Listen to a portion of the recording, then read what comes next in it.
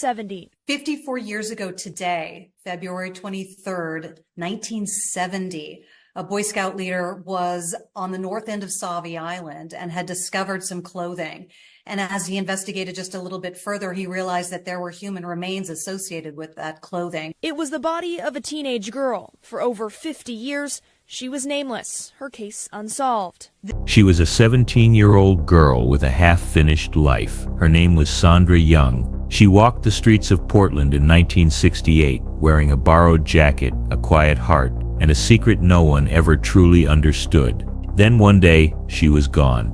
Not a trace, no goodbye, no witnesses, no suspects, just the slow erosion of hope. For over 5 decades, her name lingered in faded newspaper clippings, stored in dusty police files, buried beneath forgotten cold case boxes. Her parents died wondering. Her friends moved on, whispering her name only when it rained. But then, in 2024, a phone call was made. A cold case investigator's voice trembled as he confirmed it. DNA didn't lie. The bones found in a shallow grave on Sauvie Island, just outside Portland, belonged to Sandra Young. What happened to her? Who buried her on that lonely river island? And why was she silenced, so young, so violently? This is not just the story of a teenage girl who vanished. This is the story of how time forgets, but DNA remembers. You're about to witness one of the most chilling unsolved mysteries in Oregon history, finally identified after more than half a century. But the truth is far darker than anyone ever imagined. They called her Sandy. She wasn't the loudest girl in class. She didn't chase attention. She didn't skip school or sneak cigarettes behind the gym like some of the others. But everyone at Grant High School in Portland remembered her smile, polite, soft, like she was holding something back. It was the fall of 1968. America was in turmoil. Vietnam, civil rights protests, political assassinations. But in the quiet neighborhoods of Northeast Portland, it was just another school year, and Sandra Young was just another girl trying to finish it. She lived with her parents in a modest 2-story home. Her mother, Eileen, was a nurse. Her father, Thomas, worked construction. Working class, church-going.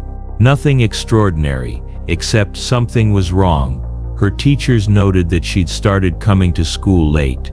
Her friends said she stopped talking about college. One neighbor even told police years later that she saw Sandra crying in the backyard alone, days before she vanished. But no one thought to ask why. Because in 1968, teenage girls weren't expected to talk about their feelings. They were expected to smile, behave, and disappear into adulthood. Only Sandra didn't disappear into adulthood. She just disappeared. Her mother was the first to notice she hadn't come home one night. Her bed was untouched, her clothes still hanging in the closet. Her shoes were gone. Just the shoes. There was no note, no forced entry, no phone call. She was simply gone. The Portland Police Department opened a missing persons case. They searched the school, checked with friends, neighbors, even distant relatives. But days turned into weeks, then months, and eventually, silence. Sandra Young became a cold case. Her parents never moved. They kept the same phone number, in case she called. Her room stayed exactly the same for years. They never gave up, not really, but the city moved on. New names, new headlines, new tragedies. And somewhere out there, beneath the mud and roots of a lonely island in the Columbia River, Sandra lay buried, waiting for someone to find her, waiting for someone to care, waiting for the truth. Because the truth was never in the newspapers. The truth wasn't in the yellowing missing posters. The truth was in the bones. And those bones were hidden on Sauvie Island. It was February 23, 1970. The Pacific Northwest was locked in its usual winter gray, muddy, wet, and silent. On the northern edge of Sauvie Island, a Boy Scout troop was hiking with their leader, part of a weekend survival lesson. The ground was soft, the air was cold, Everything smelled like earth and moss. Then they saw it. A patch of disturbed soil, oddly rectangular, like someone had dug and then tried to cover it up. At first, the scout leader thought it was an old animal den or maybe a poacher's trap, but something about the shape was wrong. It wasn't natural. He took a stick and poked, and then boned. Police were called immediately. The site was taped off, and what they uncovered just beneath the topsoil would haunt detectives for decades. A skeleton, fully decomposed. No clothing, no jewelry, no ID. Just fragments of a black curly wig nearby. Odd and unsettling. The grave was shallow, less than 2 feet deep.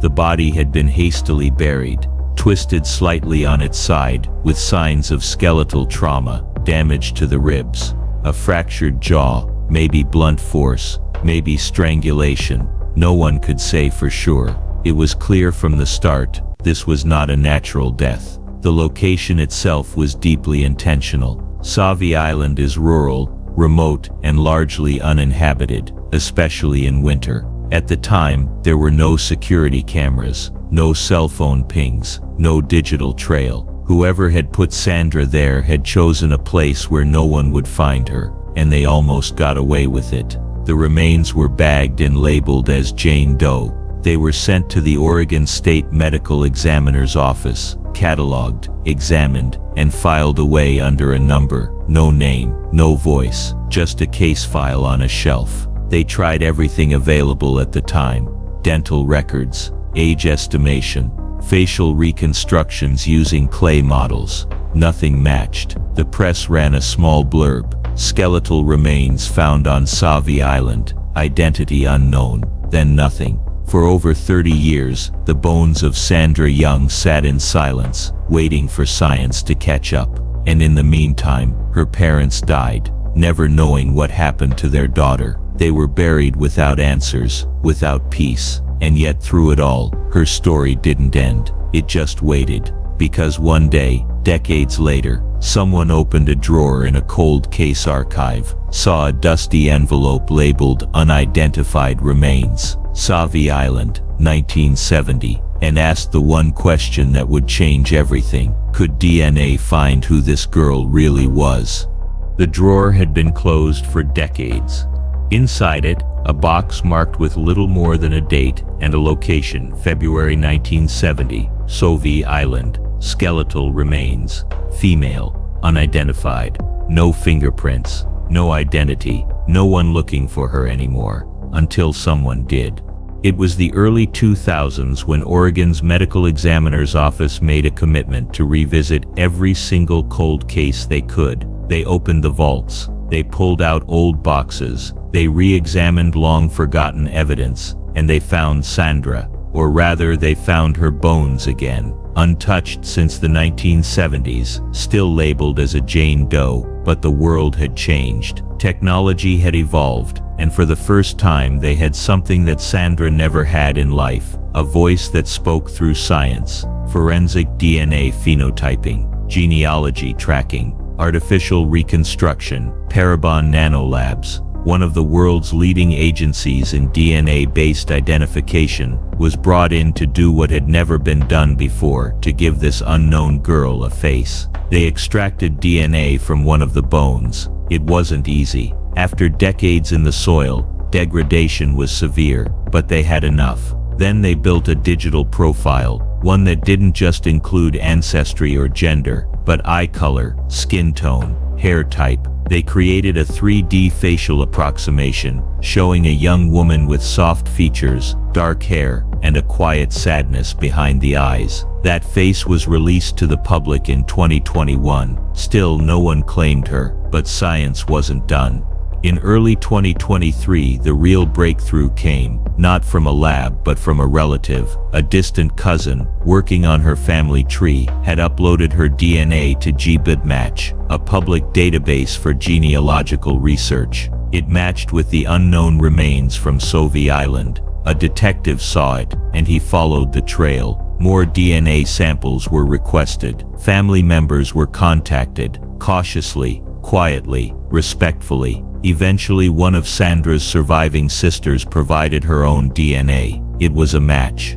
After 54 years, Jane Doe was Sandra Young, 17 when she vanished, 17 forever. The medical examiner choked up during the announcement. He said identifying Sandra wasn't just about closure, it was about dignity, about giving a young girl her name back, about telling the world she existed, not as a case number, not as a statistic, but as a daughter, a sister, a student, a person. And for the first time in half a century, someone spoke her name on the record. Sandra Young, the girl who had gone missing, was found.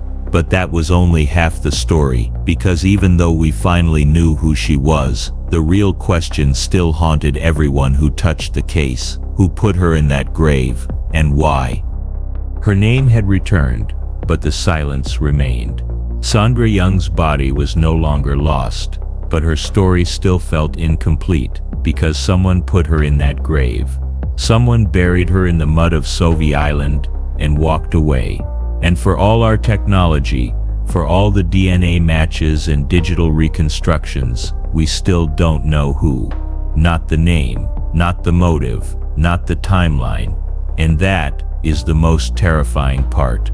The investigation was reopened quietly. Detectives combed through old case files, newspaper clippings, yearbooks, witness statements so faded with time they were barely legible. A few classmates were still alive. A former teacher even came forward, saying Sandra had seemed unusually withdrawn during her final year. Scared maybe. Distant. She'd started skipping classes, leaving early. Once she was seen crying in the girls' bathroom and wouldn't say why. Some speculated she may have been pregnant. Others whispered about a man, older, controlling, someone she met outside school. But these were just fragments of gossip, half remembered by people who weren't even sure they were telling the truth anymore. There was no arrest, no name in the suspect file, no physical evidence left behind, nothing to test, nothing to follow, only the shallow grave, the broken jaw,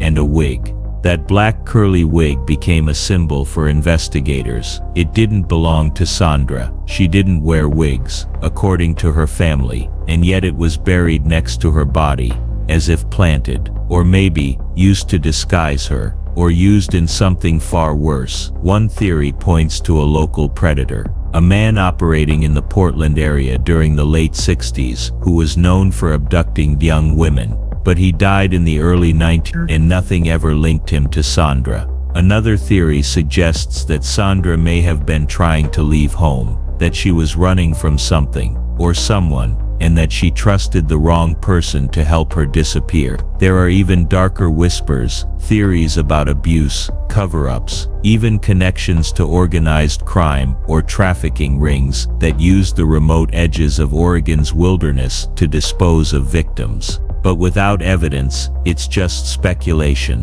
a scream into a void. And that's what makes Sandra's story so chilling. It's not just the death, it's the way the world let her vanish. For over 50 years she wasn't a girl, she wasn't even a name. She was a file in a cabinet, a skeleton in a box, a number in a ledger. And now that we finally know her name again, now that we can say Sandra Young out loud, we're forced to look in the mirror and ask ourselves how many others are still out there, buried in unnamed graves, waiting for the world to notice. Her family buried her in 2024, a proper funeral, a real headstone. For the first time since 1968, they said goodbye with certainty, but justice never came. Sandra's killer may still be alive. They may have lived their life, raised a family, walked freely for over half a century, while the girl they silenced lay hidden in the dirt, just 10 miles outside the city,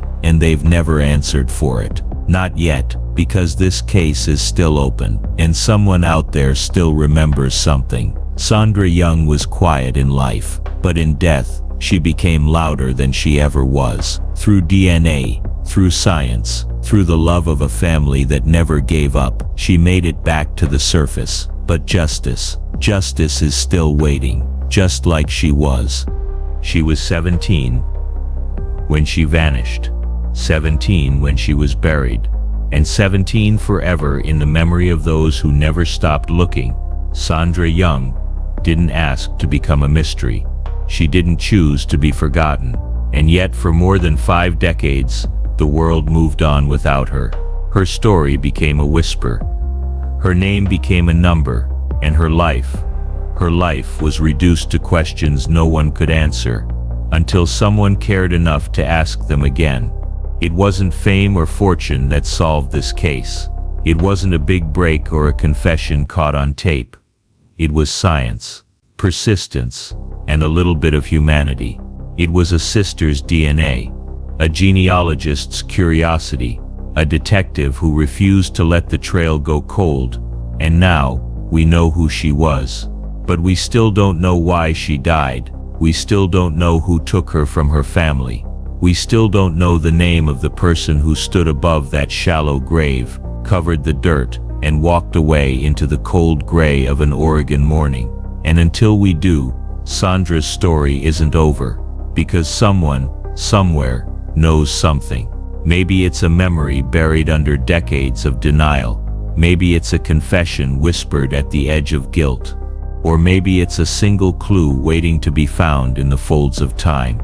If you know anything at all about the disappearance or death of Sandra Young, contact the Multnomah County Sheriff's Office. Her family deserves the truth. Her name deserves justice. And her story deserves to be told. Right now, you can help. Like this video, share it, comment below. Because the more people who see this, the more pressure there is to bring answers. And maybe, just maybe, Sandra's voice, long buried, will finally be heard loud enough to bring someone forward. This is not just true crime. This is truth, still waiting to be fully uncovered. Thank you for watching.